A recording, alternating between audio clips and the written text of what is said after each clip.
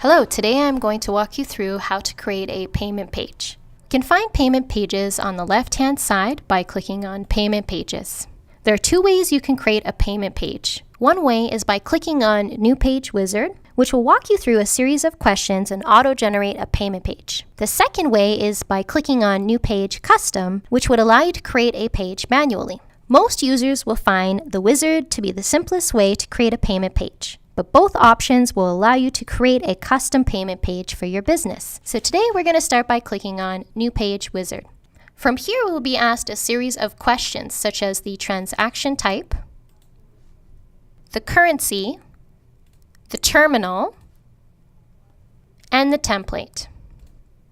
Once we've answered those questions, we will need to click on Finish Wizard on the bottom right.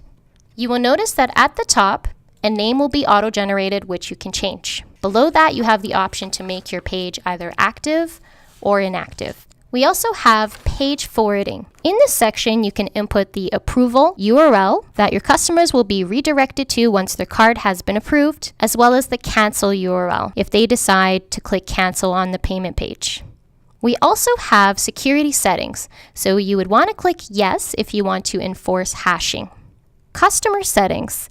Here, you can allow your customer to log in to make a payment by selecting yes to allow customer login. You could also make the login mandatory by selecting yes for force customer login. By selecting payment terms, you can ask the customer to agree to the policies and terms by checking off payment terms to yes.